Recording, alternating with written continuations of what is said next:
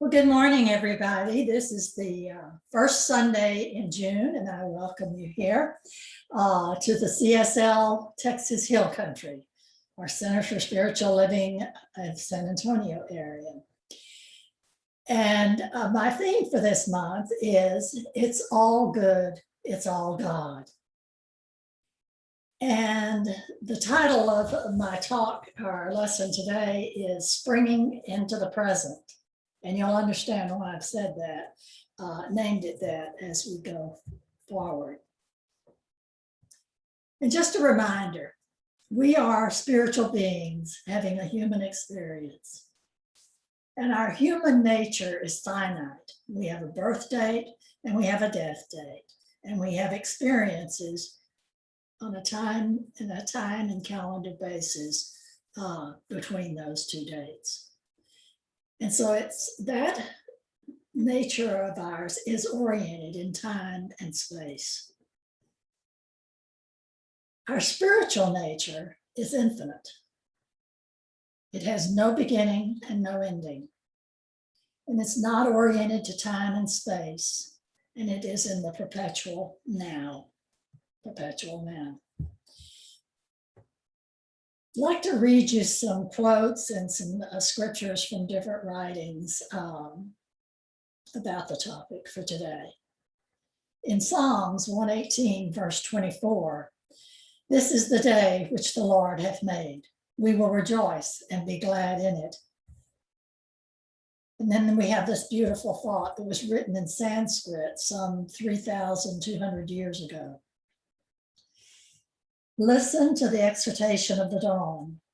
Look to this day, for it is life, the very life of life. In its brief course, live all the varieties and realities of your existence. The bliss of growth, the glory of action, the splendor of beauty. For yesterday is but a dream, and tomorrow only a vision. But today, well lived, makes every tomorrow a dream of happiness, and every tomorrow a vision of hope. Look well, therefore, to this day. Such is the salutation of the dawn." And Ernest Holmes writes in the Science of Mind textbook, "O child of the all good, you are born of eternal day. The thoughts of the tomorrow and the yesterdays are swallowed up in the great realization of the perfect here and the complete now." And Charles Fillmore, co-founder of Unity, in his book on Talks and Truth, wrote this: "God is, and we are. Let us live in his world, not a world to be tomorrow, next month, next year, or next century, but here and now. God's beautiful universe is all about us, only awaiting our knowledge of its presence. Let us know God and live with love and joy, health and peace here evermore. Life is a gift. That's why we call it the present." And so today we're going to look at the idea of being present and available for this gift of life, the present, which each of these passages, of course, invites us to do. Being aware in the here and now, being fully and consciously connected to the one ultimate reality, the divine, which only knows the present. And I'd say it's easier said than done. And if you ever have an experience like this, just let me know. One day, I decided to wash the car. So I started toward the garage, but noticed the mail on the table. Okay, I thought to myself, I'm going to wash the car. But first, I just might go through this mail. So I lay my car keys down on the desk, and after discarding the junk mail, I noticed that the trash can really needs to be empty. But I'll just put the bills on my desk. But first, I'll take the trash out. But since I'm going past the mailbox, I really have a few bills that need to be paid. Yes, now where was that checkbook? Whoops, there's only one check left. Where did I put those extra checks? Looking for my extra checks, I went to my office and found my empty plastic cup from last night on my desk. Now, where are those checks? Oh, but first I need to put the cup back in the kitchen. I head for the kitchen, look out the window, and notice that the flowers need a drink of water. So I put the cup on the counter, and I see my extra pair of glasses on the kitchen counter. What are they doing here? I'll just put them away. But first, I need to find those checks.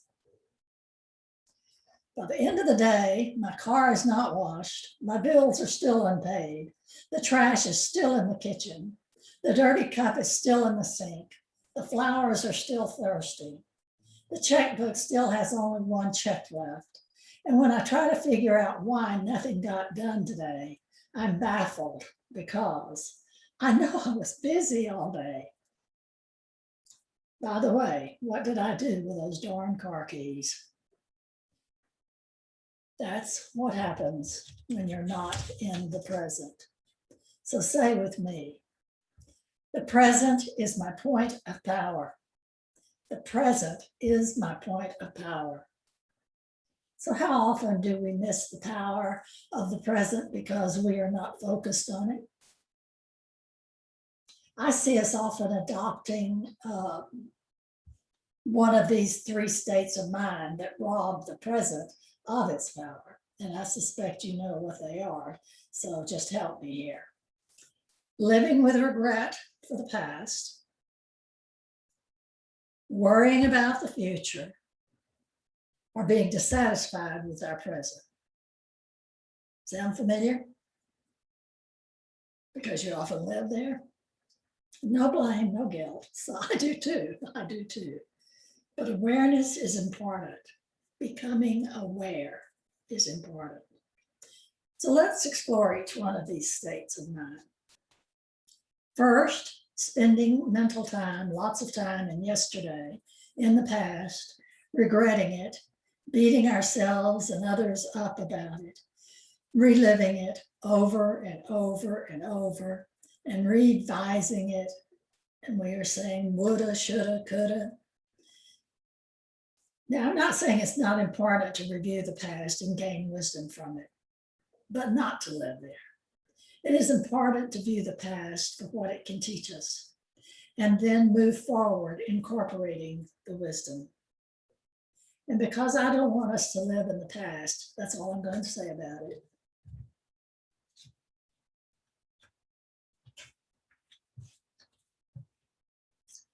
A second state of mind that robs us of the present is our dissatisfaction with it. We spend time thinking about what we don't have rather than being grateful for what we do. We spend time looking at what is wrong rather than seeing the magnificent good that is everywhere present. Let's do an experiment. Just do an experiment with me. Close your eyes and make a mental checklist of all the things in your life.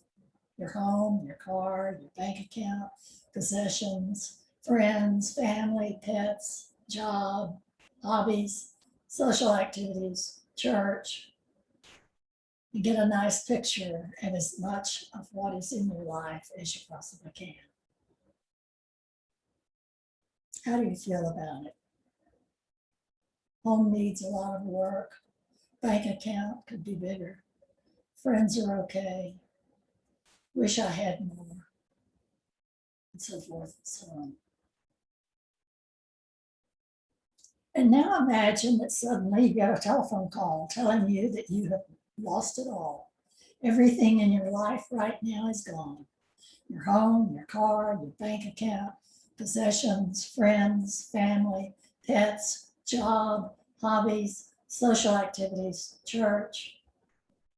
It's all gone. How does that feel?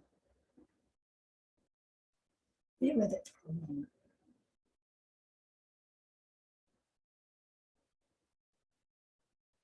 And now the phone rings again, and you are told that you were given misinformation. You did not lose anything. Everything that was in your life still is. How does that feel? The present never looked quite so good, did it?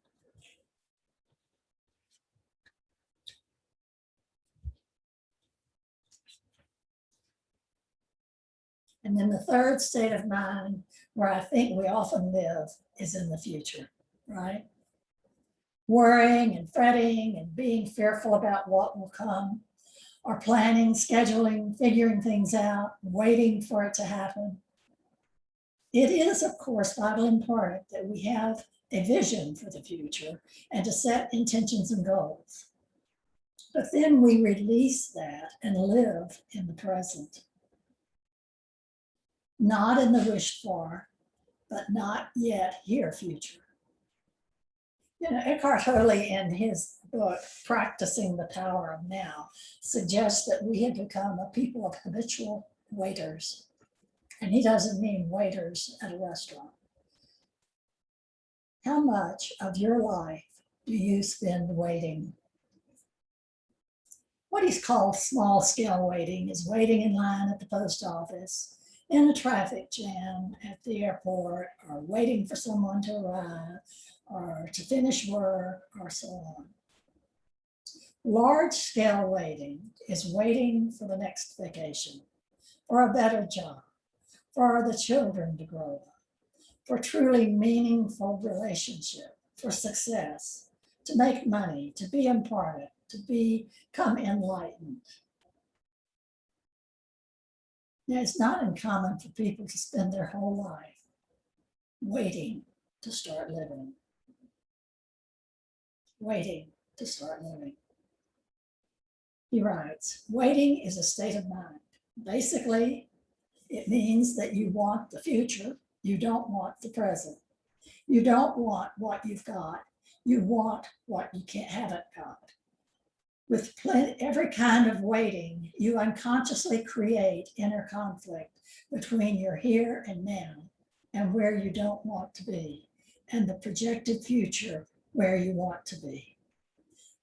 This greatly induces the quality of life. Let me say that again. This greatly reduces the quality of life by making you lose the present.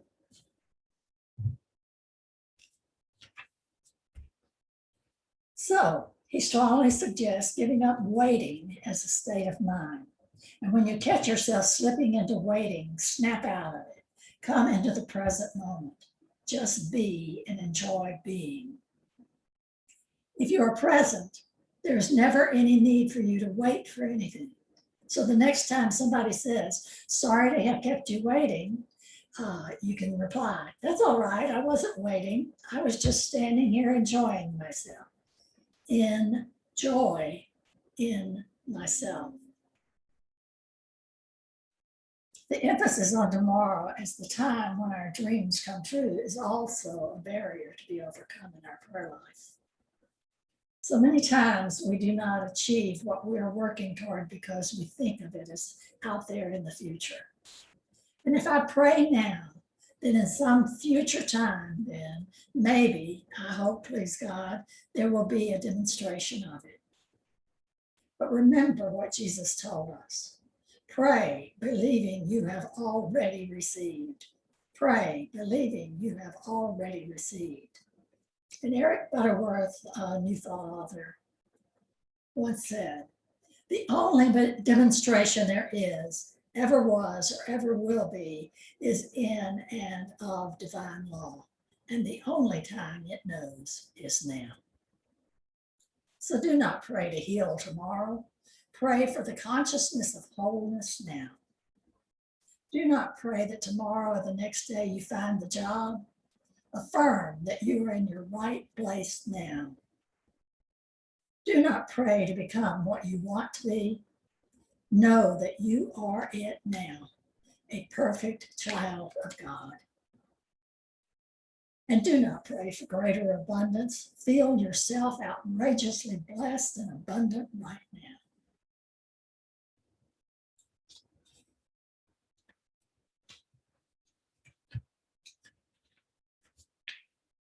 And also recall Jesus' words. You say it is 6 months until the harvest, but I say unto you, lift up your eyes, for the fields are now white unto harvest. Remember, and this is so important, remember that prayer is not getting God to do something for you in the future. Rather, it is a process of our getting into the consciousness of the kingdom within, where it is already done. We must cease thinking of what we desire in relationship to time or space or environment, or in the relative sense, and we must begin to think of them as already in existence in the absolute sense. In God, there is neither a beginning or end. There is only now. And in the now, all is already here. It is already provided. The power of now is experiencing the presence of God. So let's say this together again. The present is my point of power. The present is my point of power. And the present is my only point of power. So now, my friends, now is the time to spring into this awareness, fully awake, fully aware, and fully present to the glory and the wonder and the goodness of this moment.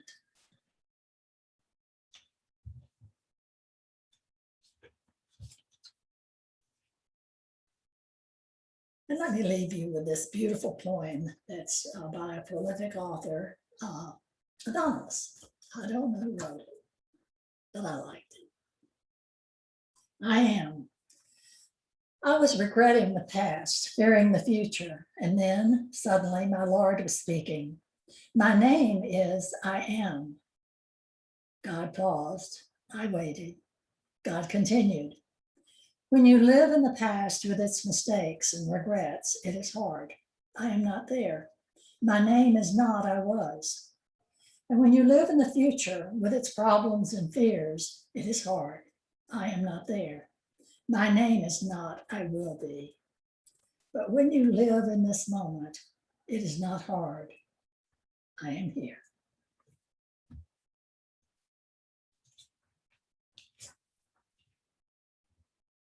Thank you. And so it is.